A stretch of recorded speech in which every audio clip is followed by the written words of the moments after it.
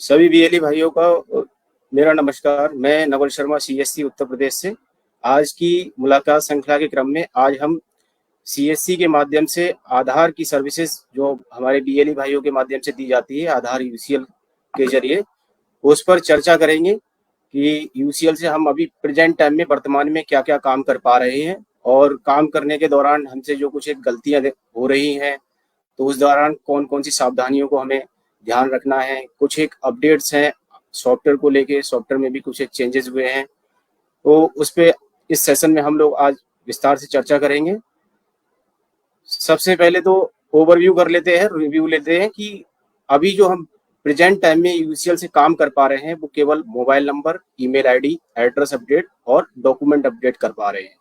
इसके अलावा हम किसी भी प्रकार से date of birth, name correction, biometric, इस तरह की जो जेंडर अपडेट है, ये सब सर्विसेज हम नहीं कर सकते हैं। हम केवल mobile number, email ID, address update और डॉक्यूमेंट अपडेट पर काम कर सकते हैं अपने यूसीएल के माध्यम से। कुछ एक चीजें हैं, हम जब काम कर रहे हैं अपने सॉफ्टवेयर पे, अपने सेंटर पे, जो भी हमारे बीएलई भाई आधार यूसीएल के माध्यम से आधार अपडेट की सर्विसेज दे रहे हैं, तो उस दौरान हमें कुछ एक चीजें ध्यान देनी है, क्योंकि अभी बहुत बड़े स्तर पर ग्रीवियांस और फील्ड से शिकायत आ रही है कि हम लोगों से जाने अनजाने में कुछ गलतियां हो रही हैं। तो इन ग्रीवियांस को कंट्रोल करने के पर्पज से हमारे सेंटर पे हमें खुद भी जानकारी होनी चाहिए और जो रेजिडेंट्स हैं तो उनको भी हमें इन चीजों के बारे में बताना है स्पष्ट, और ये चीजें हमारे सेंटर पे डिस्प्ले हो रहनी चाहिए। जैसे कि कोई भी रेजिडेंट है तो आप जब भी काम कर रहे हैं तो उसको 1947 जो हेल्पलाइन नंबर है अपने सेंटर पर लगा कर रखिए और उस रेजिडेंट को अच्छे से बताइए इस नंबर के बारे में कि रेजिडेंट अपने एनरोलमेंट की स्थिति को इससे पता कर सकता है। इस टोल फ्री नंबर पे कॉल करके जो भी रेजिडेंट ने आपके यहाँ पे आधार अपडेट कराया है तो उसकी क्या प्रेजेंट टाइम में स्थिति है, तो वो इस पे पता कर सकता है। उसको शिकायत है या कोई सुझाव है तो मेल आईडी भी है help@uidi.gov.in, तो उस पर भी मेल कर सकता है। तो ये जो ग्रीवियांस से रिलेटेड कोई क्वेश्चन है किसी को या कोई सुझाव है, शिकायत है किसी रेजिडेंट को, तो वो यूआईडी तक पहुंचा पाए, उसके पर्पज से ये हेल्पलाइन नंबर और ये मेल आईडी बहुत जरूरी है कि आपको इनके बारे में जानकारी होनी चाहिए, आपके सेंटर पे डिस्प्ले रहें और साथ में आप रेजिडेंट को भी इसके बारे में बताएं।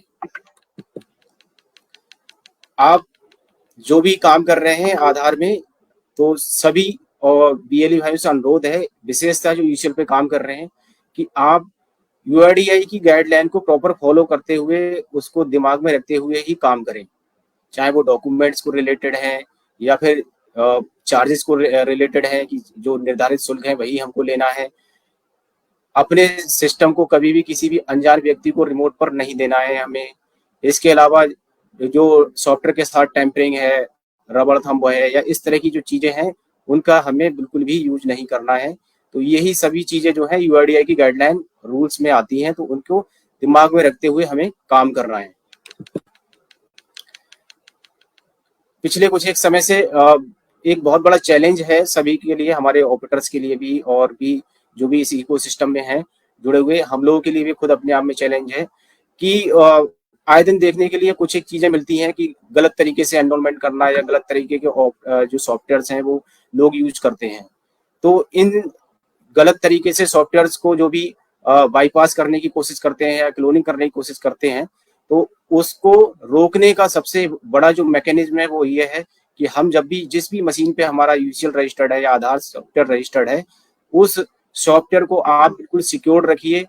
उस सॉफ्टवेयर का आपने जिस सेंटर पे आप लोग काम कर रहे हैं या आपने जहाँ पे भी रात को बंद करके जाते हैं, या जो भी हार्डवेयर है उसका बायोमेट्रिक है, फिंगरप्रिंट डिवाइस है, जो भी है आपकी स्कैनर है, आइरिस स्कैनर, तो वो ये जितना भी हार्डवेयर आधार की मशीनरी है वो सभी आप अपने सेंटर पे सिक्योर प्रीमाइसेस में रखिए। उसको जो भी आप और भी काम करते हैं हमारे बीएलई सेंटर पे, तो उससे थोड़ा सा सेपरेट पोर्शन बनाकर वहां पे काम करिए, जिससे कि कोई भी व्यक्ति, बाह्य व्यक्ति जो है आपको आपके सिस्टम को कभी भी रिमोट पर लेने के लिए कॉल करता है तो उसको आप पहले वेरीफाई कर लें कि वो कॉल ठीक है या नहीं है। जैसे कि उत्तर प्रदेश में यूपी की बात करें तो हमारी टीम से कॉल जाता है या आपके डिस्ट्रिक्ट मैनेजर की कॉल आती है, तो इस चीज आप अपने डिस्ट्रिक्ट मैनेजर से भी अवेयर हैं और हमारी टीम में जो भी मेंबर्स हैं उससे भी अवेयर हैं। अगर अननोन कोई भी कॉल आती है जिसके बारे में आपको पता नहीं है या आपको लग रहा है कि ये नंबर तो ऐसा नहीं है जो कि सीएससी के किसी टीम मेंबर का है, तो आप उसको तुरंत जो है वेरीफाई करें और उसके बाद ही अगर लगे कि हाँ ये आपके डिस्ट्रिक्ट ने बता दिया या हम लोगों ने बोला है कि हाँ ये ठीक है, हमारी टीम से ही कॉल जा रही है इस नंबर से, तभी आपको सिस्टम रिमोट पर देना है। नहीं तो आपको किसी भी अपने अन्य साथी को या किसी अनजान व्यक्ति को अपना जो भी सेटअप जिस पे आप काम कर रहे हैं, जिस लैपटॉप पे आपका यूजर रजिस्टर्ड है, वो आपको नहीं देना है। इस तरीके से ही हम जो भी जाने अनजाने में जो चीजें हो जाती हैं कि आपको पता ही नहीं लगता है कि आपकी मशीन का मिसयूज होकर और वो गलत तरीके से कोई एनरोलमेंट करने लगता है, तो इस चीज को हम रोक सकते हैं। इसके अलावा आप डेली डेली जो भी एनरोलमेंट कर रहे हैं, ईओडी रिपोर्ट जनरेट होती है, तो अपनी ईओडी रिपोर्ट को आप अपने जो भी रजिस्टर मेंटेन किए हुए हैं उससे चेक कर लें कि आपने किसका काम किया और कितना काम किया है। तो अपनी सिंक रिपोर्ट से आपके जो नंबर ऑफ एनरोलमेंट्स हैं पर डे के, उसको आप क्रॉस वेरीफाई करते रहें। ऐसा तो नहीं है कि आपने काम 5 एनरोलमेंट किए हैं और आपके सिस्टम में जो है अचानक से आपकी जो सिंक रिपोर्ट है उसमें एनरोलमेंट काउंट ज्यादा आने लग गया है। तो इस चीज को हम ध्यान रखेंगे। इस तरह से हम क्रॉस चेक करते हुए इस प्रोसेस को, इस जो भी ये मेल प्रैक्टिसिंग चल रही है फील्ड पर, उसको हम रोक सकते हैं। और इसे रोकने में आपका बहुत बड़ा अहम रोल है, क्योंकि ये चीजें फील्ड से आ रही हैं और ऐसी चीजों पे यूआईडीआई बहुत सख्त है। इसमें फिर सस्पेंशन भी हो रहा है, साथ में पेनल्टी भी लग रही है और लीगल एक्शन भी लिया गया है कुछ एक केसेस में। तो हमें किसी भी तरह से ऐसे लोगों से दूर रहना है जो कि इस तरह से इंसिस्ट करते हैं या फिर गलत तरह से एनरोलमेंट करने के लिए ऑफर करते हैं। आप अच्छे से समझ लीजिए कि यूआईडीआई के द्वारा जो ईसीएमपी क्लाइंट है या जो चाइल्ड एनरोलमेंट लोग करते हैं वो चाइल्ड एनरोलमेंट टैबलेट से करते हैं, जो ऑथराइज सॉफ्टवेयर है उसी के माध्यम से एनरोलमेंट होता है। इसके अलावा कोई भी और वेब पोर्टल या कोई ऐसी वेबसाइट नहीं है जिससे कि आधार अपडेट या फिर आधार नया बनता है। तो हम जो भी ऑपरेटर्स या सुपरवाइजर्स हमारे बीएलई जो आधार इकोसिस्टम का पार्ट है, उन्हें ये जानकारी होनी चाहिए, वो अवेयर रहें इस चीज से कि यूआईडीआई या जिस रजिस्ट्रार से वो काम कर रहे हैं, जैसे सीएससी से रजिस्ट्रार से काम कर रहे हैं, तो सीएससी ने जिनको ऑथराइज किया है यूसीएल पे काम करने के लिए, जिनकी मशीन रजिस्टर्ड हुई है, जिनका क्रेडेंशियल बना है, वही यूसीएल के माध्यम से आधार अपडेट की सर्विसेज को दे सकता है। इसके अलावा कुछ एक डॉक्यूमेंट्स की बात कर लेते हैं, क्योंकि अब हम केवल डॉक्यूमेंट की बात करें तो एड्रेस अपडेट कर रहे हैं, तो एड्रेस अपडेट में ही डॉक्यूमेंट यूज कर रहे हैं। मोबाइल नंबर, ईमेल आईडी में कोई भी डॉक्यूमेंट यूज नहीं होता है। तो एड्रेस अपडेट और डॉक्यूमेंट अपडेट, ये 2 सर्विसेज हमारे पास हैं जहाँ पे हम डॉक्यूमेंट से रिलेटेड जो डॉक्यूमेंट्स हैं वो रेजिडेंट्स के यूज करते हैं। एड्रेस में एड्रेस प्रूफ यूज करते हैं, तो आप जो भी डॉक्यूमेंट है एड्रेस प्रूफ से रिलेटेड, उसमें कुछ एक चीजें थोड़ा सा ध्यान देनी है कि कुछ डॉक्यूमेंट्स ऐसे होते हैं जैसे पासपोर्ट है, ड्राइविंग लाइसेंस है, तो इनकी कुछ एक वैलिडिटी होती है। तो जो भी रेजिडेंट इन डॉक्यूमेंट्स को लेके आ रहे हैं तो उसको आप चेक कर लें कि वो डॉक्यूमेंट बियॉन्ड द मतलब जो डॉक्यूमेंट वो लेकर आया है वो जो उसकी वैलिडिटी है वो पीरियड के अंदर का होना चाहिए। ऐसा ना हो कि उसकी वैलिडिटी एक्सपायर हो चुकी है और आप उस डॉक्यूमेंट को यूज कर रहे हैं। स्टैंडर्ड जो सर्टिफिकेट है उसकी भी वैलिडिटी होती है। स्टैंडर्ड सर्टिफिकेट आप लोग यूज करते हैं किसी भी ग्राम प्रधान से प्रमाणित किया हुआ, गजिस्टर्ड ऑफिसर से प्रमाणित किया हुआ, तो उसमें भी जो डेट का कॉलम है वो डेट मेंशन होनी चाहिए और डेट 3 महीने के अंदर की पड़ी हुई होनी चाहिए। कई बार जो स्टैंडर्ड फॉर्मेट है उस पर डेट नहीं पड़ी होती है या फिर डेट जो है वो 3 महीने से ज्यादा पहले वेरीफाई या सिग्नेचर किया हुआ वो स्टैंडर्ड सर्टिफिकेट होता है। तो ऐसे स्टैंडर्ड सर्टिफिकेट को हमें यूज नहीं करना है। उस सर्टिफिकेट पे भी 3 महीने के अंदर की डेट है तभी आप यूज करें। वाटर बिल है, टेलीफोन बिल है, इलेक्ट्रिसिटी बिल है, ये जो है 3 महीने से ज्यादा पुराने नहीं होने चाहिए। रेंट एग्रीमेंट है तो रेंट एग्रीमेंट भी जो है उसका भी जो एक्सपायरी डेट होती है, जितना भी समय के लिए वो रेंट एग्रीमेंट बना हुआ है, तो उसके अंदर की वैलिडिटी वाला ही रेंट एग्रीमेंट आप एड्रेस प्रूफ के रूप में यूज करें। एक बड़े लेवल पे यूज किया जाने वाला डॉक्यूमेंट है एचओआई बेस्ड एड्रेस अपडेट। हमारे बीएलई भाई जैसे कुछ एक रेजिडेंट होते हैं जिनके परिवार में मान लीजिए जो मुखिया है उसका आधार अपडेट हो चुका है, वो अपने आधार में जो उसके एड्रेस है उसके बिहाफ पे अपने फैमिली मेंबर्स जो कि डाउनलाइन हैं, उसकी वाइफ हो सकती है, मदर फादर या उसके पुत्र पुत्री हैं, तो इस तरह के रिलेशनशिप में जो कि इमीडिएट फैमिली मेंबर हैं उसके, उनका भी एड्रेस अपडेट अपने आधार के बिहाफ पे वो करा सकता है इस डिक्लेरेशन को देने के बाद में। इस डिक्लेरेशन को भरने का जो तरीका है, एक सैंपल है ये सामने, इस तरह से आप उस डिक्लेरेशन को भर सकते हैं। जैसे कि फॉर एग्जांपल ये ऊपर वाला जो पार्ट है वहां पर आप जो रेजिडेंट है वो रेजिडेंट अपना पूरा डिटेल भरता है कि मेरा नाम ये है और मेरा आधार नंबर ये है। उसके बाद में जो नीचे डिक्लेरेशन है वो जिसका आधार अपडेट कराने जा रहा है उसकी डिटेल भरी जाती है और सिग्नेचर भी इसमें HOF जो भी हेड ऑफ द फैमिली है उसका सिग्नेचर होता है यहाँ पे। तो आप सभी से अनुरोध है कि इस डॉक्यूमेंट की सेंसिटिविटी को समझते हुए ही आप यूज करें, क्योंकि इसमें आधार एक्ट के बारे में लिखा हुआ है कि अगर आप गलत इंफॉर्मेशन देते हुए जो रिलेशनशिप है, जो रिलेशन है उसको गलत जानकारी देते हुए अगर आधार अपडेट करने की कोशिश करेंगे तो जिसका आप अपडेट कराने की कोशिश कर रहे हैं उसका तो रिजेक्ट हो ही जाएगा, साथ में जिसका आप जिसने इसको डिक्लेरेशन दी, जो इसको कराना चाह रहा है तो उसका भी आधार सस्पेंड कर दिया जाएगा। तो इसको हमें ध्यान में रखते हुए ही यूज करना है। अब बात कर लेते हैं हम document update. Document update service पे हम लोग पिछले 1 साल से ज्यादा हो गया इस पे काम कर रहे हैं। UIDAI के द्वारा सर्कुलर जारी किया गया कि ऐसे सभी रेजिडेंट जिनका आधार बने हुए 10 साल या 10 साल से ज्यादा हो गए हैं तो उनको अपने डॉक्यूमेंट से जो भी ID एड्रेस प्रूफ है, आइडेंटिटी प्रूफ और एड्रेस प्रूफ दोबारा से अपने आधार में अपडेट कराने की जरूरत है। अगर उन्होंने अपना रेजिडेंस चेंज नहीं किया है उनको भी कराने की जरूरत है। अगर उन्होंने अपने आधार में डेमोग्राफिक अपडेट से संबंधित, फॉर एग्जांपल उन्होंने अपने नाम में संशोधन कराया तो इसका मतलब उन्होंने ID प्रूफ यूज किया होगा, उस समय एड्रेस प्रूफ यूज नहीं किया होगा। क्योंकि ये ड्राइव है एड्रेस प्रूफ और ID प्रूफ दोनों ही तरह के डॉक्यूमेंट को अपलोड करने की। तो यहाँ पे ये ध्यान देने वाली बात है, अगर उन्होंने उनका आधार 10 साल से ज्यादा पुराना बना हुआ है, इस बीच उन्होंने ID एड्रेस प्रूफ से संबंधित डॉक्यूमेंट यूज करते हुए कोई भी डेमोग्राफिक चेंजेस नहीं कराए हैं तो ऐसे सभी आधार धारकों को दोबारा से अपने ID एड्रेस प्रूफ आधार में अपलोड कराने की जरूरत है। इस पर पिछले 1 साल से लगभग जो है हम लोग बात कर रहे हैं, लेकिन जिस तरह से इस पे रेस्पॉन्स रेजिडेंट्स की तरफ से या फिर हमारी तरफ से भी जो एफर्ट्स दिखने चाहिए वो नजर उस तरह से नहीं आ रहे हैं। UIDAI को हमसे बहुत अपेक्षा है, हमारे BLE भाई ने बहुत अच्छा काम किया है अब तक आधार की सर्विसेज पे। तो हम थोड़ा सा इस पे और एफर्ट्स करें। अपने आसपास के जो लोग हैं, अपने जो रिलेशन में हैं, आपके परिवार के जो लोग हैं, फैमिली मेंबर्स हैं, अगर उनके अभी तक आधार में डॉक्यूमेंट अपडेट आप लोग नहीं किए हैं तो उसको करिए जरूर ध्यान से और उन्हें बताएं कि इसको कराने की जरूरत है। क्योंकि इसको लेके सपोर्ट के लिए गजट भी जारी कराया गया, गजट भी जारी हुआ है, तो आप वो गजट की कॉपी अपने सेंटर पे रख सकते हैं जिससे कि कोई ये ना समझे कि आप अपनी तरफ से इसके लिए बोल रहे हैं। चूंकि उनका आधार अभी काम कर रहा है, वो जहाँ पे भी जाते हैं वहां पे उनका आधार एक्सेप्ट कर लिया जाता है, तो उनको ऐसा लगता है कि हमारा तो आधार वर्किंग में है तो हम फिर इसको ID एड्रेस प्रूफ को क्यों अपडेट कराएं। तो उनको समझाएं कि आपका आधार भले ही अभी काम कर रहा है, लेकिन जो UIDAI के द्वारा बताया गया है कि अगर आप अपने ID एड्रेस प्रूफ अपडेट नहीं कराएंगे तो आने वाले समय में जो आप सरकारी या गैर सरकारी स्कीम्स का लाभ आधार के बेस पर ले रहे हैं तो वो हो सकता है उनको ना मिल पाए। जैसे कि जो राशन कार्ड होल्डर हैं उनको राशन मिलता है, पेंशनर हैं उनको पेंशन मिलती है, जो स्टूडेंट्स हैं उनको स्कॉलरशिप भी इसी से लिंक कर दी गई है।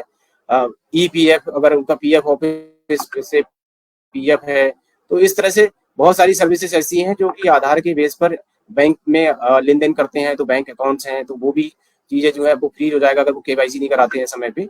तो इस तरह से जो बहुत सारी चीजें या बहुत सारी सर्विसेज आधार से लिंक्ड हैं वो इन सर्विसेज से उनको वंचित रहना पड़ सकता है। तो इस तरह से हम उन्हें पॉजिटिव वे में समझाएं।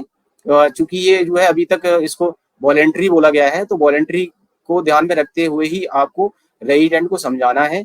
आप अगर दिन भर में आपके पास में, चूंकि जो भी हमारे BLE भाई हैं वो बहुत सारी सर्विसेज पे काम करते हैं, आपका UCL है तो आपने बैंकिंग आपके पास में होगा, क्योंकि जितने भी बैंक BC हैं उन्हीं को हम UCL सर्विस दे पाते हैं। तो बैंकिंग के संबंध में आपके यहाँ पे रेजिडेंट आते होंगे। आप हो सकता है कि जो स्टेट गवर्नमेंट की सर्विसेज हैं, E-डिस्ट्रिक्ट पोर्टल आपके पास में, आय जाति निवास इस तरह के सर्टिफिकेट जारी करते हैं, पैन कार्ड के लिए आप अप्लाई करते हैं, तो ऐसी सर्टिफिकेट को जारी करने के लिए भी रेजिडेंट को आधार की जरूरत होती है। तो आप जब भी कोई रेजिडेंट ऐसे सर्टिफिकेट को जारी कराने के लिए या फिर आपके पास में आता है, क्यों ना आपके यहाँ पे रेजिडेंट केवल फोटोकॉपी ही क्यों ना कराने आता हो, आधार की अगर फोटोकॉपी कराने कोई रेजिडेंट आ रहा है, आपके पास में आधार आया, तो आप अपने आपसे उसको बताइए कि आपका आधार भाई साहब इतने बने हुए कितना समय हो गया, उसे थोड़ा सा जान, अगर 2 मिनट और उसके साथ में डिस्कस करेंगे, इन चीजों के बारे में बताएंगे, समझाएंगे कि भाई अगर आपका आधार 10 साल से पुराना बना हुआ है और इस बीच में आपने कोई भी चेंजेस नहीं कराए हैं, तो उसके आधार में मोबाइल नंबर लिंक है, मेल आईडी लिंक है या नहीं है, इसके अलावा डॉक्यूमेंट अपडेट उसने नहीं कराए हैं तो उसको बताएं। और अपने सेंटर पे डॉक्यूमेंट अपडेट से रिलेटेड हमने पोस्टर बैनर आप लोगों को शेयर किए थे, गजट भी जो जारी हुआ है वो भी शेयर किया हुआ है। तो ये सभी चीजें सपोर्टिंग डॉक्यूमेंट आप रेजिडेंट को अच्छे से बताने या समझाने के पर्पज से अपने सेंटर पे लगा के रखें, जिससे कि वो इसकी इंपॉर्टेंस को समझ सके। दिन भर में अगर 10 लोगों को आप बताते हैं, उनमें से 2-3 लोग भी एग्री होते हैं, तो ये हमारे लिए अचीवमेंट होगा। और आपके लिए भी एक, अगर बिजनेस पॉइंट ऑफ व्यू से देखें, चूंकि आप एक एंटरप्रेन्योर हैं, तो आप ये कोशिश करते हैं कि आप जितना ज्यादा काम करेंगे उतना ज्यादा कमीशन अर्न करेंगे। तो दिन भर में 10-15 अगर लोग आपके यहाँ पे इस तरह से आ रहे हैं, उनमें से 2-3-4 भी हम कन्वर्ट करवाए डॉक्यूमेंट अपलोड को लेके, या मोबाइल नंबर लिंक कराने के लिए, या मेल आईडी लिंक कराने के लिए, तो आप समझेंगे, देखेंगे कि अभी भी आपके पास में आराम से प्रतिदिन 10 से 15 एनरोलमेंट करने का स्कोप है। क्योंकि अभी जब से हमारी ये सर्विसेज कम कर दी गई, हम नेम डीओबी नहीं कर पा रहे हैं, तो आपके बीच से बहुत ज्यादा ये मैसेज, या आप जब भी हम फिजिकल ट्रेनिंग कर रहे हैं, आपके बीच में जाते हैं, विजिट करते हैं, या फिर आपके साथ में हम बीसी के माध्यम से जुड़ते हैं, तो आपका कहना यही रहता है कि सर अब बहुत कम सर्विसेज रह गई हैं, लोग नहीं आ रहे हैं, अब हमारी स्ट्रेटेजी का खर्चा नहीं निकल पा रहा है, या जो चीजें नहीं है, जो चीजें थी वो तो अब है नहीं, तो हमारे पास में फुटफॉल कम हो गया है। तो हमें थोड़ा समझना पड़ेगा, हमारे पास अभी भी बहुत स्कोप है। मोबाइल नंबर की अगर बात करें तो 30% रेजिडेंट्स भी नहीं है अभी जिनके मोबाइल नंबर लिंक है। 30% से कम लोगों के आधार में ही मोबाइल नंबर लिंक है। तो एक बहुत बड़ा फील्ड है जिनका आपको मोबाइल नंबर लिंक करना है। अपडेट तो अलग पार्ट हो गया, लोग मोबाइल नंबर चेंज करते हैं तो अपडेट भी कराते हैं, एड्रेस अपडेट है, तो ये इस तरह से जो है। साथ में डॉक्यूमेंट अपलोड, डॉक्यूमेंट अपडेट के लिए तो बहुत बड़े नंबर्स पे यूआईडीआई ने बताया है, जिन लोगों के 10 साल से पहले आधार बने थे, तो आप थोड़ा सा, हमें अब जरूरत है अपने एफर्ट्स करने की। अब वो समय नहीं है कि लोगों को हम एनरोलमेंट कर रहे हैं जिनके पास में आधार नहीं है। लगभग सबके हाथ में आधार पहुंच चुका है। अब वो आधार को जो है स्ट्रेंथन करने की जरूरत है। उसमें हम जितनी भी चीजें, mobile number, mail ID link, document upload, ये इस तरह से करके रेजिडेंट को अवेयर करें कि आपका आधार जो है वो स्ट्रांग तभी रह पाएगा जब ये चीजें जो होंगी आपके, चूंकि मोबाइल नंबर, ईमेल आईडी अगर लिंक रहेगा तो उसके आधार की सिक्योरिटी बढ़ जाएगी। अगर कोई उसके आधार का मिसयूज करना चाह रहा होगा तो उसके पास तुरंत अलर्ट आएगा कि कोई भी आपके आधार पे जो है यूज करना चाह रहा है। क्योंकि अगर कहीं पे भी हम बायोमेट्रिक ऑथेंटिकेशन या ओटीपी के ऑथेंटिकेशन करते हैं तो तुरंत मोबाइल या मेल आईडी पे एक जो है इंटीमेशन आता है। तो इस पर्पज से आप रेजिडेंट को समझाएं कि मोबाइल नंबर, मेल आईडी उनको लिंक कराना जरूरी है अपने आधार में, और साथ में डॉक्यूमेंट अपलोड भी वो कराएं अगर उनका आधार 10 साल से पुराना हो चुका है। पिछले कुछ 1-1.5-2 साल से लगभग जो है, जो पेनल्टी है डॉक्यूमेंट एरर के बिहाफ पे आप तक पहुंच रही है। इस पेनल्टी को बचाने का एक ही तरीका है कि आप जो भी डॉक्यूमेंट्स ले रहे हैं वो डॉक्यूमेंट को अच्छे से देख के वेरीफाई करने के बाद ही आप यूज करें। उस पर ओवर राइटिंग, कटिंग, वाइटनर लगा हुआ, या ऐसा डॉक्यूमेंट जो कि जिसकी वैलिडिटी एक्सपायर हो चुकी है, या ऐसा डॉक्यूमेंट जो कि डॉक्यूमेंट की लिस्ट में नहीं है हम फिर भी यूज कर रहे हैं। आप आधार एनरोलमेंट फॉर्म भरते हैं, उस फॉर्म को भरने के समय कोई त्रुटि हो रही है हमसे, या डॉक्यूमेंट ऐसा है जो रीडेबल नहीं है, आप जो डॉक्यूमेंट यूज कर रहे हैं और फिर सॉफ्टवेयर में जो एंट्री कर रहे हैं उसमें डेटा में मिसमैच है, तो इस तरह की जो गलतियां हो रही हैं उसके बिहाफ पे, डॉक्यूमेंट एरर के बिहाफ पे पेनल्टी इम्पोज हो रही है। और अगर वो गलतियां, नंबर ऑफ जो एरर्स हैं वो मंथ में या फिर क्वार्टर में ज्यादा हो जा रहे हैं तो आईडी सस्पेंड भी हो जाती है। तो हमें डॉक्यूमेंट एरर पे फोकस करना है कि थोड़ा सा डॉक्यूमेंट को वेरीफाई करें, वेरीफाई करने के बाद ही हम अपडेट करें। इसके अलावा सॉफ्टवेयर टेम्परिंग या ओवर चार्जिंग की कंप्लेंट्स बहुत ज़्यादा फील्ड से आ रही हैं लगातार, तो हमें थोड़ा सेंसिटिव रहने की ज़रूरत है कि हम रेजिडेंट से जो निर्धारित शुल्क है आधार अपडेट की जो फीस है 50 रुपये ही चार्ज करें। हम हमारे आसपास क्या हो रहा है, कौन क्या कर रहा है, उस चीज़ पर ध्यान ना दें। हमें चूंकि यूआईडीआई की जो गाइडलाइन बताई हुई है वो हमें अच्छे से समझ में है, हमें उसको फॉलो करते हुए ही काम करना है। 50 रुपये निर्धारित शुल्क है आधार अपडेट का या डॉक्यूमेंट अपलोड का, तो हम 50 रुपये ही चार्ज करें। इन केस अगर आप रेजिडेंट का प्रिंट आउट निकाल रहे हैं या उसको कोई और सर्टिफिकेट बनाने में उसकी कोई हेल्प कर रहे हैं तो उसको अच्छे से बताएं और अपना रजिस्टर जरूर मेंटेन करें। जो भी सर्विस आप दे रहे हैं उस सर्विस से संबंधित जो भी चार्जेज हैं उसके बारे में अच्छे से बताते हुए उससे आप चार्ज लें और साथ में रजिस्टर मेंटेन करते हुए बताएं कि आपने जो है ये सर्विस हमसे ली है, इसका निर्धारित शुल्क कितना है, और उससे सिग्नेचर कराएं। तो रजिस्टर मेंटेन करना और रजिस्टर के साथ साथ आपको जो निर्धारित शुल्क है वही रही रेंट से चार्ज करना है। नहीं तो ओवर चार्जिंग करप्शन केसेस में जो है आईडी सस्पेंड होती है और फिर उस पर पेनल्टी भी हैवी पेनल्टी है, 50,000 पर ऑपरेटर पेनल्टी इम्पोज की जाती है यूआईडीआई के द्वारा और आईडी भी सस्पेंड कर दी जाती है। कम से कम 1 साल के लिए आईडी सस्पेंड होती है ऐसे केसेस में। तो हमें थोड़ा सा इस चीज पे बहुत ज्यादा विशेषतः ध्यान देना है कि हम केवल मोबाइल नंबर एड्रेस अपडेट ही कर रहे हैं अभी और डॉक्यूमेंट अपलोड कर रहे हैं, तो इसके जो निर्धारित शुल्क है 50 रुपए ही है, तो वो 50 रुपए ही लें। और एंडोनमेंट स्लिप जो भी रेजिडेंट काम कराने आता है उसको रेजिडेंट को एंडोनमेंट स्लिप वापस करें और पूरा स्लिप वापस करें। कई बार नोटिस में आता है या फिर जब वेरिफिकेशन करते हैं, फील्ड पे विजिट करते हैं, तो स्लिप जो है आधी अधूरी रेजिडेंट को दी जाती है या फिर सेंटर पे आपके पाई जाती है। तो इससे ये निकल के आता है कि हम जो है रेजिडेंट को स्लिप कंप्लीट वापस नहीं कर रहे हैं, तो कुछ ना कुछ चीजें छुपाने की कोशिश कर रहे हैं। तो इस चीज का हमें ध्यान देना है कि हम निर्धारित शुल्क ही चार्ज करें रेजिडेंट से और साथ में उसको जो स्लिप जो भी काम कर रहे हैं उसका वो कंप्लीट उसका हिस्सा दें। आप अपना जो आपको मशीन जो भी रजिस्टर्ड हुई है उसमें ही अपनी आईडी लॉगिन करें, किसी और के सिस्टम में अपनी आईडी लॉगिन करने की कोशिश ना करें।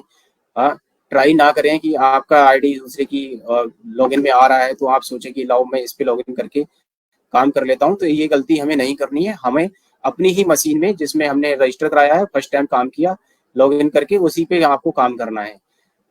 आधार की सॉफ्ट कॉपी या हार्ड कॉपी आपके सेंटर पे आपके सिस्टम में नहीं होनी चाहिए। इस चीज का विशेषतः ध्यान रखें आप। मेल आईडी या फिर मोबाइल नंबर के लिए कोई भी डॉक्यूमेंट रिक्वायर्ड नहीं होता है, ये आप अच्छे से समझते हैं।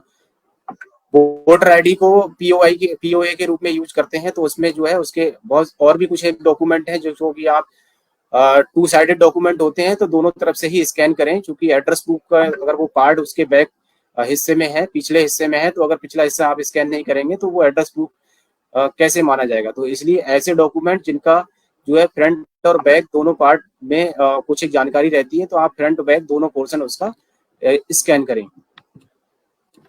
अब बात कर लेते हैं रीसर्टिफिकेशन। यूआईडीआई के द्वारा गाइडलाइन जारी की गई है कि जितने भी हमारे बीएलई भाई हैं जो या यूसीएल पे जो भी काम कर रहे हैं, आधार ऑपरेटर हैं, उन सभी आधार ऑपरेटर्स को दोबारा से अपने आप को एग्जाम देने की जरूरत है। इसकी एक टाइमलाइन बनाई गई है कि ये एग्जाम दोबारा हम कब तक दें। जैसे जो 2011 से पहले जितने भी ऑपरेटर्स ने एग्जाम दिया होगा, चाहे वो एनएससीआरटी या सीपी से सर्टिफाइड हैं, तो ऐसे सभी ऑपरेटर्स को 1 जनवरी 2024 तक अपने आप को एनएससीआरटी की साइट पर जाकर दोबारा से एग्जाम के लिए अप्लाई करते हुए एग्जाम देना जरूरी है। इसके बाद 1 जनवरी 2011 से 31 दिसंबर 2013 के बीच में जिन्होंने पहले एग्जाम दिया होगा, तो ऐसे सभी ऑपरेटर्स को 1 अप्रैल 2024 तक दोबारा से एग्जाम देना जरूरी है। 1 जनवरी 2014 से 31 दिसंबर 16 तक जिन्होंने किया होगा एग्जाम पास, तो उनको 1 जुलाई तक करना दोबारा जरूरी है। जनवरी 2017 से दिसंबर 2019 के बीच में जिन्होंने एग्जाम पहले पास किया था, तो उनको 1 अक्टूबर 2024 तक एग्जाम दोबारा से देना जरूरी है। ऐसे ही जनवरी 2020 से दिसंबर 2022 के बीच में जितने भी ऑपरेटर्स ने एग्जाम पहले पास किया हुआ है, तो ऐसे सभी ऑपरेटर्स को 1 जनवरी 2025 के तक अपने आप को दोबारा से एनएससीआरटी की साइट पर जाकर एग्जाम के लिए अप्लाई करना है और दोबारा एग्जाम देना जरूरी है। इस एग्जाम को अप्लाई करते समय आपको एक ऑथराइजेशन लेटर की जरूरत पड़ती है। वो ऑथराइजेशन लेटर आप हमारे जो भी जिला प्रबंधक डीएमडीसी हैं, डिस्ट्रिक्ट मैनेजर्स हैं, उनके माध्यम से प्राप्त करेंगे। वो आपको ऑथराइजेशन लेटर देंगे। उस ऑथराइजेशन लेटर को आप एनएससीआरटी की साइट पर एग्जाम के समय जब अप्लाई कर रहे हैं तो वहां पे अपलोड भी करेंगे और जब एग्जाम देने जाएंगे तो साथ में लेकर जाएंगे। उसके बिना आप एग्जाम के लिए ना तो अप्लाई कर पाएंगे ना एग्जाम में अपीयर हो पाएंगे। तो सभी आधार में जो भी ऑपरेटर या सुपरवाइजर काम कर रहे हैं, इसका स्क्रीनशॉट ले लें, इस पेज को अच्छे से देख लें, पढ़ लें, समझ लें कि उन्होंने जो पहले एग्जाम पास किया हुआ है तो वो कब किया है, वो कौन से स्लैब में आ रहे हैं, उस स्लैब के अकॉर्डिंग आप समय रहते अपने आप को दोबारा से एग्जाम में अप्लाई करते हुए एग्जाम जरूर दे दें। कुछ ऑपरेटर या सुपरवाइजर्स को एग्जाम अप्लाई करते समय कुछ समस्याएं आ रही हैं, तो वो हम लोगों के तक अपनी समस्याओं को पहुंचाएं। उसमें हम आपकी हेल्प या आपको सजेस्ट करेंगे कि आप कैसे आप एग्जाम के लिए अप्लाई कर सकते हैं। क्योंकि जो पहले ऑपरेटर सुपरवाइजर थे, वो हो सकता है उन्होंने पहले जो एग्जाम दिया था उस समय उनकी रजिस्ट्रार या एजेंसी कोड कुछ और थी, प्रेजेंट टाइम में उनका रजिस्ट्रार और एजेंसी कोड कुछ और है। डिफर होने की वजह से काफी ऑपरेटर्स को ये चैलेंज या इस समस्या का सामना करना पड़ रहा है कि वहां पर वो इनवैलिड एजेंसी या रजिस्ट्रार कोड दिखाकर ब्लॉक कर रहा है। तो ऐसे ऑपरेटर और सुपरवाइजर हम लोगों से संपर्क करें, हम उनकी प्रॉब्लम सॉल्व कराने में मदद करेंगे। वो अपने डिस्ट्रिक्ट मैनेजर्स तक अपनी प्रॉब्लम को पहुंचाएं और अपने डिस्ट्रिक्ट मैनेजर्स के थ्रू हमारे तक अपनी प्रॉब्लम को पहुंचाएं, जिससे कि हम उनको उनकी प्रॉब्लम का समाधान दिला सकें। तो सभी ऑपरेटर्स से और सुपरवाइजर से ये गुजारिश है कि आप इस समय रहते अपना जो भी आपने पहले एग्जाम दिया हुआ है अपने आप को दोबारा से रीसर्टिफाइड जरूर कर लें। अभी प्रेजेंट टाइम में यूआईडीआई के द्वारा जो भी 181-1 से बिलो जो भी सॉफ्टवेयर हैं वो बंद कर दिए हैं। तो आपकी अगर मशीन इन सॉफ्टवेयर पे 178, 180, 181 मतलब 181 से नीचे जो भी सॉफ्टवेयर के वर्जन है, अगर किसी पर भी आपकी मशीन चल रही है तो आप चेक करें, क्योंकि इन वर्जन को अब यूआईडीआई के द्वारा बंद कर दिया गया है। अगर आपकी मशीन सिंक हो रही है, आप काम कर पा रहे हो, तो हो सकता है आपके पैकेट रिजेक्ट होना शुरू हो जाएंगे या आपकी मशीन हो सकता है सिंक होना भी बंद हो गई है। तो आप ये ध्यान दें, प्रेजेंट टाइम में 182-3, 183-2 ये सॉफ्टवेयर आपके सिस्टम में होना चाहिए। आप इस सॉफ्टवेयर को देख लीजिए अच्छे से कि आपका सॉफ्टवेयर कौन सा, आप किस सॉफ्टवेयर पे काम कर रहे हैं। ये सॉफ्टवेयर जनरली ऑटो अपडेट होता है। आपके जो आधार की सर्विसेज होती हैं उसमें आधार ओटीएस सर्विस को स्टॉप करके स्टार्ट करें। अगर आपका सॉफ्टवेयर ऑटो अपडेट नहीं हो पा रहा है, ओटीएस सर्विस को स्टॉप स्टार्ट करने के बीच में आपके इंटरनेट की कनेक्टिविटी अच्छी होनी चाहिए। आपकी इंटरनेट की कनेक्टिविटी अगर अच्छी नहीं है तो हो सकता है आपका सॉफ्टवेयर ऑटो अपडेट नहीं हो पाएगा, या आपकी जो सर्विसेज हैं प्रॉपर काम नहीं कर पा रही होंगी, तब भी आपका सॉफ्टवेयर ऑटो अपडेट नहीं हो पाएगा। उस केस में आपको मैनुअल जो है अपना सॉफ्टवेयर अपडेट कराने की जरूरत है। उसके लिए हम लोगों से आप अपने डिस्ट्रिक्ट मैनेजर के माध्यम से संपर्क करें, जिससे कि हम आपका सॉफ्टवेयर अपडेट कराने में आपकी मदद कर सकें।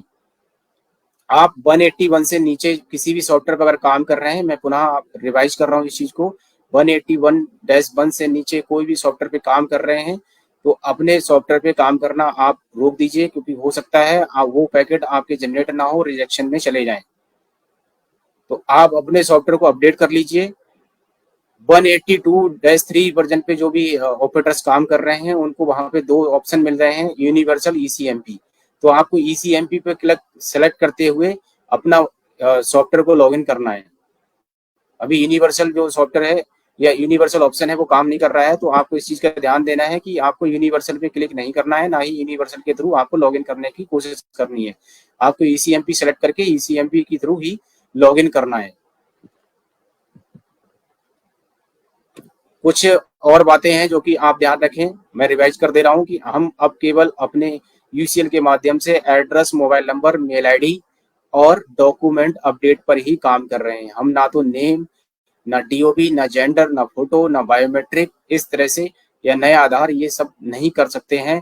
तो हमें इस पीसी का विशेषता ध्यान देना है कि कभी भी अपने सॉफ्टवेयर के साथ में किसी भी तरह से कुछ भी टैंपरिंग या फिर हमें जो है उसके साथ छेड़छाड़ करते हुए कुछ भी सिस्टम को बाईपास करने की जरूरत नहीं है और उसकी कोशिश ना करें। हम केवल address, mobile number, mail ID और डॉक्यूमेंट अपलोड करने के लिए ही ऑथराइज हैं और इस पर ही हम अभी काम करेंगे। किसी भी अनजान व्यक्ति को हमें इंडेक्स पर नहीं देना है। और जो भी आप यूसीएल पे काम कर रहे हैं जिस सिस्टम में, कोशिश करिए कि उस पे अननेसेसरी जो सोशल मीडिया साइट्स हैं या फिर कुछ और भी साइट्स हैं एंटरटेनमेंट से रिलेटेड जो कुछ एक साइट्स होती हैं, तो उनका आप जो है अपने सिस्टम में विजिट ना करें। आप जिस पे आधार यूसीएल चला रहे हैं उस पे आधार से संबंधित ही काम करें, क्योंकि अननेसेसरी नहीं तो फिर उसके थ्रू जो है टेम्परेरी फाइल और जो है वायरस आने के चांसेस रहते हैं। तो इस तरह से आपके सिस्टम में जो भी सॉफ्टवेयर है वो हो सकता है काम करना बंद कर देगा या फिर मशीन सिंक होना बंद हो सकती है। तो आप लोग थोड़ा सा ध्यान रखें कि जिस पे आप आधार यूसीएल चला रहे हैं उस पे आधार से संबंधित ही काम करें। आप अपने सेंटर पे ब्रांडिंग जरूर रखें, क्योंकि आपके साथ में बीसी वाला पार्ट जुड़ा हुआ है, तो आपको बैंकिंग की ब्रांडिंग रखनी है, सीएससी की ब्रांडिंग रखनी है। रेट लिस्ट आपके सेंटर के बाहर अंदर दोनों जगह लगी होनी चाहिए। हेल्पलाइन नंबर जरूर लगे हों। किसी को कोई सुझाव या शिकायत करना है तो आपको जो मैंने सबसे पहले दूसरे पेज पर दिखाया था वो हेल्पलाइन नंबर्स आपके सेंटर पे डिस्प्ले में रहने चाहिए मेल आईडी के साथ। मशीन सिंक करते समय हमें जो है ध्यान देना है कि हम आधार जो सेंटर नेम है उसमें आधार डेमोग्राफिक अपडेट सेंटर ही भरें, सीएससी आधार डेमोग्राफिक अपडेट सेंटर। बाकी कभी यूआईडी की विजिट होती है या फिर हमारे डिस्ट्रिक्ट मैनेजर्स या हमारे स्टेट से भी कोई टीम मेंबर विजिट करते हैं, तो आप इस चीज का ध्यान रखें कि उनका विजिट के दौरान सहयोग करें, उसका विरोध ना करें, नहीं तो आपका जो है सेंटर या आपकी आधार सर्विसेज को बाधित किया जा सकता है।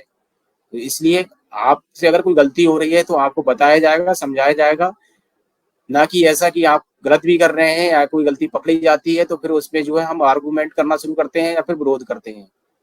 तो जब कभी भी कोई विजिट करता है आपका सेंटर, तो उसका विजिट के दौरान आपको जो है सपोर्ट करने की जरूरत है। अपना सेंटर प्रतिदिन खोलें। आप प्रतिदिन खोलेंगे क्योंकि ये सर्विस अब इसलिए दी गई है जिससे कि ज्यादा से ज्यादा लोगों को सुविधा मिल पाए। ये कोई ऐसा नहीं है कि हम ये सोच रहे हैं कि हम केवल जो है इसमें अपना इनकम या फिर अपना फाइनेंशियल ग्रोथ ही समझ रहे हैं। आप अपने सेंटर को जैसे महीने में अगर 30 दिन है तो कम से कम 25 दिन जरूर अपने सेंटर को ऑपरेशनल रखिए। एटलीस्ट यूसीएल की जो सर्विसेज हैं हम अनुरोध करते हैं सभी अपने बीसी या अपने यूसीएल भाइयों से कि आप अपने सेंटर को कम से कम महीने में 25 से 26 दिन जरूर अपना सेंटर ओपन करें, यूसीएल की सर्विसेज पे काम करें और पूरा समय देने की कोशिश करें। कुछ बीएलई भाई हमारे जो यूसीएल पे काम कर रहे हैं वो 2 घंटे 3 घंटे 4 घंटे या कभी विजिट करने जाते हैं तो ज्यादातर अक्सर जो है सेंटर बंद पाया जाता है, इस तरह की शिकायत मिलती है। तो अगर विजिट के दौरान ही सेंटर बंद पाया जा रहा है तो फिर हम रेजिडेंट को क्या सुविधा दे रहे हैं। तो इस चीज का ध्यान दें कि आप अपने सेंटर को पूरा समय देंगे, डेली सेंटर खोलेंगे तो आपकी जो है कस्टमर के साथ में बॉन्डिंग बढ़ेगी और आपके सेंटर फुटफॉल बढ़ेगा। आप सेंटर नहीं खोलेंगे, लोगों को अच्छे से सुविधा नहीं देंगे, अगर कस्टमर या रेजिडेंट के साथ में व्यवहार अच्छा नहीं रखेंगे तो फिर आपके सेंटर पे लोग काम कराने के लिए कतराने लगेंगे कि यहाँ पर जो है ये सही से बात नहीं करते हैं या सेंटर बंद मिलता है। आप साल के 365 दिन काम कर सकते हैं। सुबह आप 7-8 बजे से शाम को 8 बजे तक काम कर सकते हैं। इसमें कोई भी आपको शंका नहीं रखनी है, क्योंकि जब भी कोई छुट्टी होती है, गजिस्टेड छुट्टी होती है या फिर कुछ भी होता है तो आप लोग जो है काम करने करें ना करें ये पूछते हैं। सैटरडे संडे हम अक्सर देखते हैं कि सैटरडे संडे जो है काम बिल्कुल डाउन हो जाता है। जो नॉर्मल जो है एनरोलमेंट्स हो रहे हैं तो सैटरडे संडे वो देखा गया है कि हम लोग जो है अपने सेंटर्स को खोलते नहीं है, या तो क्योंकि अगर बात करें कि काम रेजिडेंट कराने नहीं आएंगे सैटरडे संडे, तो सैटरडे संडे खोलने की हम लोगों के पास में रिलैक्सेशन या फिर आप समझिए चूंकि आप एंटरप्रेन्योर है, हमको ये काम दिया ही इसलिए गया है कि बहुत काफी लोग ऐसे हैं जो कि कहीं पे जॉब करते हैं या फिर कुछ इस तरह के बिजनेस में इन्वॉल्व हैं जहाँ पे ये उन्हें जो है सैटरडे संडे ही समय मिल पाता है, तो वो काम हमारे से कराएं। इस यही आपसे बोला जा रहा है कि अपना सेंटर विशेष तौर से सैटरडे संडे जरूर ओपन करें। बैंक्स हैं, पोस्ट ऑफिस हैं, बेसिक एजुकेशन है, तो ये सब जो है चूंकि वो सरकारी प्रेमिसेस में और वो सरकारी लोग हैं जो काम कर रहे हैं तो वो सैटरडे संडे लगभग बंद रहते हैं। तो उस दिन अगर रेजिडेंट को कुछ अपना आधार से संबंधित मोबाइल नंबर अपडेट कराना है, मेल आईडी अपडेट कराना है या एड्रेस अपडेट कराना है तो वो हमसे सुविधा का लाभ ले सके। इसलिए हमें कोशिश करनी है कि हम सैटरडे संडे विशेषतः ध्यान देते हुए अपने सेंटर को ओपन करें। आपके सेंटर पे CCTV camera, rate list, customer register इत्यादि इस तरह की जो चीजें बेसिक कंप्लायंस है वो आप अपने सेंटर पे जरूर मेंटेन करके रखें। ये रेट लिस्ट है जो अपडेटेड लिस्ट है, आप अपने सेंटर पे ये अपडेटेड रेट लिस्ट जरूर लगाएं। आपसे संबंधित जो भी है वो डेमोग्राफिक अपडेट आप mobile number, mail ID, address update करते हो तो उसका 50 रुपये शुल्क है। डॉक्यूमेंट अपलोड का 50 रुपये शुल्क है। आप अगर कलर कॉपी प्रिंट करके दे रहे हैं आधार की किसी को तो उसका निर्धारित शुल्क 30 रुपये है। तो आपके लिए यहाँ पे 3 जो रेट है वही आपके लिए एप्लीकेबल है, डेमोग्राफिक अपडेट, डॉक्यूमेंट अपलोड और कलर प्रिंट। ये हमारा जो सेंटर जितने भी हमारे यूसीएल के हैं या सीएससी के जो भी रन हैं हो रहे हैं तो उसकी एक कॉमन ब्रांडिंग है। आप इस तरह का बैनर अपने सेंटर के फ्रंट पर अपना जो भी आपकी दुकान का साइज है एटलीस्ट 4x6 का लगाकर अपने सेंटर पर रखें, जिससे कि आपके सेंटर की अपनी एक अलग आइडेंटिटी और जो भी आप सर्विस दे रहे हैं वो लोगों को समझ आ सके कि हाँ ये सीएससी सेंटर है जिसपे कि आधार अपडेट या बैंकिंग की सर्विसेज मिलती हैं। क्योंकि हमारे जो है यूपी में अगर बात करें तो लगभग 1.5 लाख सीएससी सेंटर्स हैं जहाँ की हम सीएससी की अदर सर्विसेज देते हैं, लेकिन जो यूसीएल की सर्विसेज हैं वो 5,000 से 5,000 के आसपास सेंटर्स हैं जिसपे हम आधार अपडेट की सर्विसेज भी देते हैं। तो आपकी अपनी अलग थोड़ा सा डिफरेंट आइडेंटिटी है, तो डिफरेंट आइडेंटिटी को बनाने या दिखाने के लिए आपको अपने जो आधार सेंटर पे, अपने अपडेट सेंटर पे ये ब्रांडिंग रखना जरूरी है, जिससे कि लोगों को पता लग पाए कि यहाँ पर आधार अपडेट होता है। ये रजिस्टर का फॉर्मेट है जो कि आपको रेजिडेंट जो भी काम कराने आया है, आपके यहाँ पे मोबाइल नंबर, मेल आईडी या एड्रेस अपडेट, तो ये रजिस्टर आपको मेंटेन जरूर करना है। इस रजिस्टर को इसी फॉर्मेट में मेंटेन करना है। अक्सर देखा जाता है जब भी फील्ड विजिट करते हैं हम लोग, तो रजिस्टर जो है आधे अधूरे मिलते हैं। आप नाम लिखते हैं, डेट लिखते हैं, मोबाइल नंबर में डिजिट पूरी नहीं लिखते, सिग्नेचर नहीं कराते हैं या फीडबैक नहीं लिखते, मोबाइल नंबर नहीं लिखते, उसका आधार नंबर मेंशन करते हैं। तो ये रजिस्टर का फॉर्मेट स्टैंडर्ड फॉर्मेट है जो कि यूआईडीआई के द्वारा सजेस्टेड है। तो यूआईडी ने जो सजेस्ट किया है उसी फॉर्मेट को हमें यूज करना है। इस रजिस्टर के फॉर्मेट में यूनिफॉर्मिटी आ सके, इसके पर्पज से आप ये रजिस्टर जो है ऑनलाइन भी परचेज कर सकते हैं। हमारे सीएससी ग्रामीण ई स्टोर जो हमारी एप्लीकेशन है या हमारा पोर्टल है उसके माध्यम से भी आप इसको ऑर्डर कर सकते हैं। ये रजिस्टर बनाना, मेंटेन करना मस्ट है सभी हमारे जो भी आधार में विशेषतः काम कर रहे हैं, क्योंकि आप ये रजिस्टर अगर मेंटेन नहीं करेंगे तो ये वेरिफिकेशन या फिर चूंकि ये एक ऐसा आप प्रोजेक्ट पे काम कर रहे हैं जो कि एक गवर्नमेंट प्रोजेक्ट है, की डेट में बहुत बड़े लेवल पे यूज किए जाने वाला डॉक्यूमेंट है।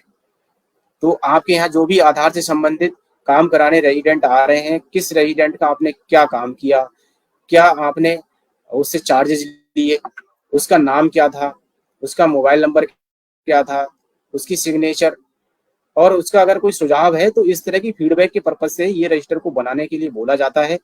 कभी कोई कंप्लेन आती है, कोई वेरिफिकेशन करना होता है, तो फिर ये रजिस्टर हो गया या आपके सेंटर पर सीसीटीवी कैमरे लगे हुए हैं, तो वो ये 2-3 टूल हैं जो कि आपके क्रॉस वेरिफिकेशन में काम में आते हैं।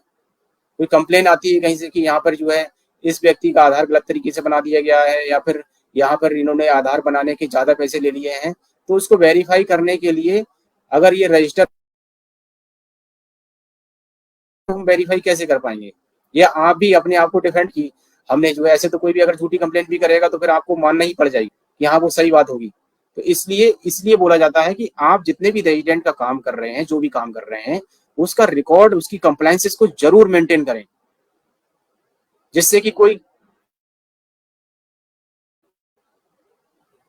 फेक कंप्लेंट्स भी आती हैं कुछ केसेस में, लेकिन कहीं ना कहीं कुछ केसेस में सच्चाई भी होती है।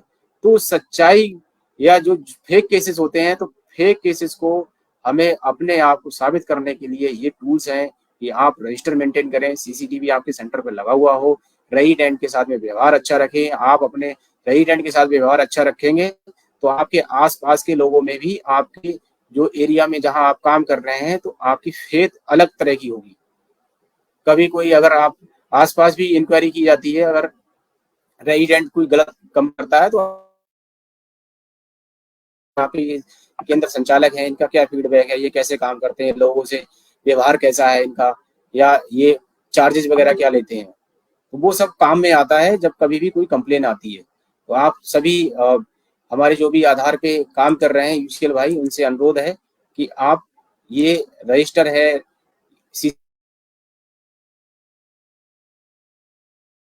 से आपके सेंटर पे व्हील चेयर होनी चाहिए, आपके सेंटर पे 5 से 7 लोगों के बैठने का स्पेस होना चाहिए, एटलीस्ट आपकी दुकान जो है 7x10, 5x10 इस तरह के एरिया जरूर हो आपके शॉप में। बहुत छोटी सी दुकान रहेगी तो पता लगा एक लोग बैठने तो छोड़िए, खड़े होने का भी स्पेस नहीं रहता है कई बार। तो इसलिए बोला जाता है कि इतनी बड़ी दुकान हो कि उसमें 5-7 लोग बैठ पाए अच्छे से, क्योंकि आप जो ये काम कर रहे हैं इसके साथ में सर्विस वाला पार्ट जुड़ा हुआ है। और सीएससी में चूंकि आपको ये जो काम मिला है वो सीएससी के बिहाफ पे मिला है, सीएससी आपकी पहचान है। सीएससी की सर्विसेज जो और सर्विसेज हैं, प्रधानमंत्री जी की सर्विसेज हैं, पीएम सिम है, पीएम किसान है, और ये किसान सम्मान निधि है, एनपीएस हैं, इस तरह की सर्विसेज पे आप काम करिए जो सरकारी स्कीम्स हैं। और चूंकि आप यूसीएल पे काम कर रहे हो तो ये ऐसा नहीं है कि हम यूसीएल पे काम करने से ही अपनी जीविका चला लेंगे, और ये भी नहीं है कि यूसीएल जो है वो आप जो बिजनेस के उससे देख रहे हैं। यूसीएल एक ऐसी सर्विस है जिसके माध्यम से लोगों का आपके यहाँ पे जुड़ाव है। तो आप कोशिश करिए ना कि जो भी लोग आपके यहाँ पे आधार की सर्विसेज ले रहे हैं तो उन्हें आप अपने सेंटर ब्रांडिंग रखिए सारी सर्विसेज की। एटलीस्ट 20-25 सर्विसेज ऐसी हैं, सीएससी की, इलेक्ट्रिसिटी बिल है, आईआरसीटीसी है, जिनके बिहाफ पे आप अपने सेंटर पर फुटफॉल बढ़ा सकते हैं। और वो आपके यहाँ से अगर ये सर्विसेज लेंगे, फाइनेंशियल सर्विसेज हैं आपके साथ, तो बीसीबी भी जुड़ा हुआ है, तो लोगों के आप पैसे क्या लेन देन करते होंगे, उनके अकाउंट ओपनिंग में हेल्प कर रहे हैं, और तो पैन कार्ड बनाने में हेल्प कर रहे हैं। हमारे यूपी में 40 जिलों में ई डिस्ट्रिक्ट की सर्विसेज हमारे साथ पास हैं, जहाँ पे कि हम आय जाति निवासी बनाते हैं। अभी पिछले कुछ एक समय से देख रहे हैं आप, लास्ट वीक से ये कर दिया गया है कि अब जो सर्टिफिकेट ई डिस्ट्रिक्ट के माध्यम से जारी होते हैं आय जाति निवास, वो उन्हीं के जारी हो पा रहे हैं जिनके मोबाइल नंबर आधार में लिंक है। तो जिनका अगर आधार में मोबाइल नंबर लिंक नहीं होगा तो उनका अब डोमिसाइल, इनकम सर्टिफिकेट, इस तरह के जो सर्टिफिकेट ई डिस्ट्रिक्ट पोर्टल से जारी होते हैं वो नहीं हो पा रहे हैं। तो अब आपके यहाँ पे देखने को मिल रहा होगा आपको कि अब मोबाइल नंबर जिन लोग जो वंचित थे अभी भी, जिनका नहीं हो पाया था या जिन्होंने नहीं कराया था मोबाइल नंबर लिंक, वो डोमिसाइल अगर बनवाना चाहते हैं, कास्ट सर्टिफिकेट बनवाना चाहते हैं, इनकम सर्टिफिकेट बनवाना चाहते हैं, तो पहले उनको मोबाइल नंबर लिंक कराना मस्ट कर दिया गया है। तो आप अब उनका मोबाइल नंबर लिंक कर रहे हैं, तभी जाके उनका आप डोमिसाइल या फिर जो भी सर्टिफिकेट वो बनवाना चाह रहे हैं उनके लिए अप्लाई कर पा रहे हैं। तो ऐसा नहीं है, हमारे पास में स्कोप है, बस हमें थोड़ा सा अपने आप को, अपनी नॉलेज को हमेशा अपडेट रखने की जरूरत है। ना कि हम बस केवल एक ही सर्विस पे डिपेंड हैं कि हाँ यूसीएल में 2-4 लोग आए, फिर ये जो चीजें आती हैं करप्शन की या ओवर चार्जिंग की, वो वहीं से निकल के आती हैं कि हम 1-2-3, क्योंकि अब इतना ज्यादा काम भी नहीं है, मोबाइल नंबर है या कोई भी चीज है तो वो अपडेट कराने वाले लोग भी कम है। ठीक है, तो हमारे पास में अगर इनकम के सोर्सेज कम होंगे तो फिर हम दूसरी गलत तरह से पैसे कमाने के लिए तरफ जारी अग्रसर हो जाते हैं। इसीलिए बोला जा रहा है कि आप सीएससी की जो सर्विसेज हैं, ज्यादा से ज्यादा सर्विसेज पे काम करिए, लोगों को बताइए, लोगों को सुविधा, चूंकि सीएससी का जो पर्पज है, सीएससी का जो मोटिव है वही है कि जो ग्राउंड पे ग्रामीण क्षेत्रों तक जिनको लोगों को तहसील या फिर शहर जाकर जो सुविधाएं लेते थे उससे भीड़ को कम करने के पर्पज से ही सीएससी का जो है चल रहा है, विजन प्रोजेक्ट चल रहा है। तो उसमें आप पिलर हैं, अगर आप काम करते हैं, लोगों को सुविधाएं देते हैं, तो उससे आपकी पहचान बढ़ती है, सीएससी की पहचान बढ़ती है, आपकी इनकम बढ़ती है। आप कोई भी काम करते हो तो आपको आपकी अपनी इनकम है, सीएससी की अपनी अपना शेयर है। तो हमें थोड़ा सा ये चीज ध्यान देना है कि हाँ ये चीज है कि कभी कभी कुछ एक सर्विसेज में कम कमीशन है, किसी में ज्यादा कमीशन है, लेकिन कम ज्यादा कमीशन से कुछ नहीं होता। बस आपको ज्यादा से ज्यादा सर्विसेज पे फोकस करना है। आप जितनी ज्यादा से ज्यादा सर्विसेज पे काम करेंगे, आप गैस बुकिंग करते हो, 1 रुपए वहां पे चार्जेज है उसका, उसमें कितनी आप कमीशन अर्न करते हो आपको पता है। आप बिजली बिल करते हो वहीं पे, तो एक बिल जमा करते हैं तो उसकी भी एक फिक्स है कि हाँ भी एक बिल जमा किया तो उस पर इतनी इनकम हो गई। आईआरसीटीसी रिजर्वेशन है, कुछ एक सर्विसेज ऐसी हैं जो कि जहाँ पे B2C से रिलेटेड है, आप बिजनेस से पर्पज से सीएससी के माध्यम से जुड़ी हुई है। ग्रामीण ई स्टोर है, जहाँ से आप अगर आप ई स्टोर के माध्यम से डिस्ट्रीब्यूटर से लेते हैं या फिर उस तरह से अपनी एप्लीकेशन के माध्यम से लोगों को जो है ऑर्डर कराने में हेल्प कर सकते हैं। तो ये इसीलिए चीजें हैं कि आपको बोला भी इसीलिए जाता है कि आप इस पे काम करिए, इस सर्विस पे काम करिए, यूसीएल पे ही आप बिल्कुल बॉन्ड ना रह जाइए। क्योंकि आप अगर यूसीएल पे काम करेंगे तो अब इतना ज्यादा स्कोप नहीं है आप सोचे कि हम यूसीएल पे ही काम करते हुए अपनी जीविका चला लेंगे। तो हमें अब जरूरत है कि ज्यादा से ज्यादा अपनी सर्विसेज को, अपनी नॉलेज को अपग्रेड करते हुए लोगों को पहुंचाने में मदद करें, जिससे कि थोड़ा थोड़ा हम कमीशन अगर कमाते हैं तो आराम से अभी भी हमारे पास में काफी स्कोप है। अभी भी लगातार सीएससी बनते जा रहे हैं, तो उसके पीछे जो लोग नए भी ले रहे हैं तो उनके भी माइंड में कहीं ना कहीं है ना कि मैं कुछ अर्न करूंगा, सीएससी के साथ जुड़ूंगा तो कुछ अर्न करूंगा, अपनी पहचान बनाऊंगा समाज में। तो हमारी जो पहचान है, इसके पक्ष मकसद जो है वो यही है कि हमारी एक तो अपनी अलग पहचान बनती है सीएससी से जुड़ने के साथ में, और साथ में हम जो भी काम करते हैं उसके साथ में हमारी इनकम भी होती है। हम एंटरप्रेन्योर हैं, बिजनेस कर रहे हैं, हम व्यावसायिक प्रतिनिधि हैं। तो इस चीज को ध्यान में रखते हुए हमें काम करना है। इसलिए हमें किसी भी तरह से कोई भी गलत एक्टिविटी करते हुए, मैल प्रैक्टिस करते हुए अपने आप को, अपने बिजनेस को खोने नहीं देना है। हम चाहे वो डॉक्यूमेंट लेने की बात हो या करप्शन से रिलेटेड बात हो या फिर सॉफ्टवेयर के साथ छेड़छाड़ वाली बात हो, ऐसी एक्टिविटीज में अपने आप को बिल्कुल भी इन्वॉल्व नहीं होने देना है, अपने आप को नीट एंड क्लीन रखते हुए काम करना है। मेरा थोड़ा सा लास्ट में 2 मिनट बोलने का पर्पज इन चीज़ों पे यही था, क्योंकि अब आए दिन जो है बहुत कंप्लेंट्स आ रही हैं इन चीज़ों को लेके कि हम कंप्लायंस को फॉलो नहीं कर रहे हैं, हम पैसे ज़्यादा ले रहे हैं, हम रजिस्टर मेंटेन नहीं कर रहे हैं, हम अपना सेंटर प्रॉपर नहीं चला रहे हैं। तो हमें ये समझने की ज़रूरत है कि जो सर्विस हमको मिली हुई है, हम एक तो कुछ एक लोगों के पास में वो सर्विस है, इस सर्विस को मेंटेन रखने का बस एक ही तरीका है, हम ईमानदारी से काम करें, हम डेली काम करें, हम ज़्यादा से ज़्यादा रेजिडेंट को सर्विसेज से जोड़ें, तभी हम आगे बढ़ पाएंगे, सीएससी आगे बढ़ पाएगा और सब लोगों का उसी में भला है। तो मैं अब इन्हीं बातों के साथ में आज की मुलाकात सेशन को, जो भी बीएलई भाई इस सेशन को देख रहे थे, उनका मैं बहुत बहुत धन्यवाद देना चाहता हूँ। हमारा ये फेसबुक लाइव सेशन हमेशा हमारे जो सीएससी उत्तर प्रदेश पेज है उस पर लाइव, अभी जो लाइव चल रहा था ये हमेशा सेव रहता है। तो आप जो बीएलई भाई इस फेसबुक लाइव सेशन को लाइव नहीं देख पाए, वो बाद में भी देख सकते हैं, सुन सकते हैं मेरी बातों को, जो कि मैंने आज आप लोगों के साथ में डिस्कस की। तो सभी बीएलई भाइयों से इसी आशय के साथ में कि हम अच्छे से काम करेंगे, हम ईमानदारी के साथ काम करेंगे और ज़्यादा से ज़्यादा लोगों को सीएससी की सर्विसेज से जोड़ने के लिए प्रयास करेंगे। इसी आशय के साथ में अपनी बात को मैं यहीं पे समाप्त करता हूँ। सभी बीएलईओ को भाइयों का बहुत बहुत धन्यवाद जो इस आज की मुलाकात सेशन को देख रहे थे। नमस्कार।